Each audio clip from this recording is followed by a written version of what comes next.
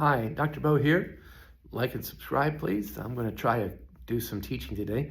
Basically, how when we work on a patient's neck, we usually, we'll use our thumb or our finger to scrape down where the lumps are, and so to speak, where the stuff is built up.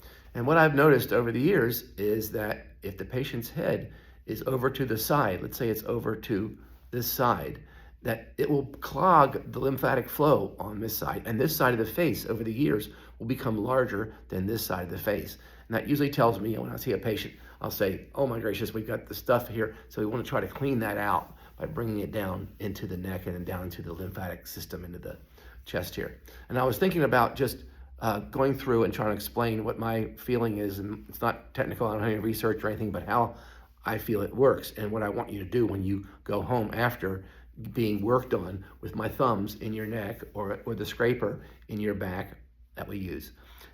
It brings the lactic acid up to the top of the skin. So when you do this kind of work, either with a scraper or with your thumb, it squeegees the crud up to the top, but it can only bring it up to the bottom side of the skin.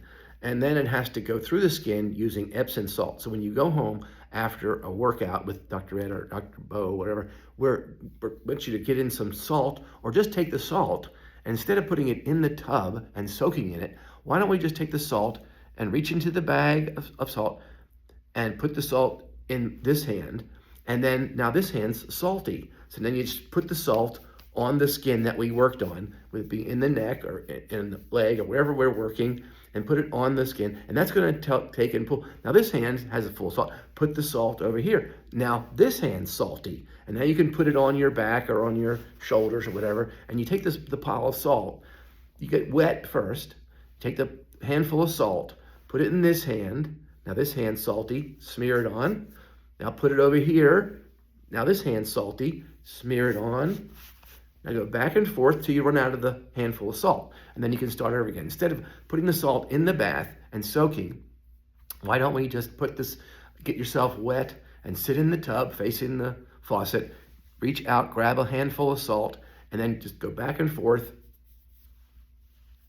with that salt and put it on your skin, and that will pull the poo right through the skin osmotically, and you'll get rid of this soreness, whatever this stuff is built up in your body from having congestion there from either a tight muscle or a clogged lymphatic duct. Just an idea on how to use Epsom salt instead of putting it in the tub and now you're out of Epsom salt. Hope you can figure that out. Ask questions, like and subscribe again. Thank you very much. Dr. Bo here. Take care.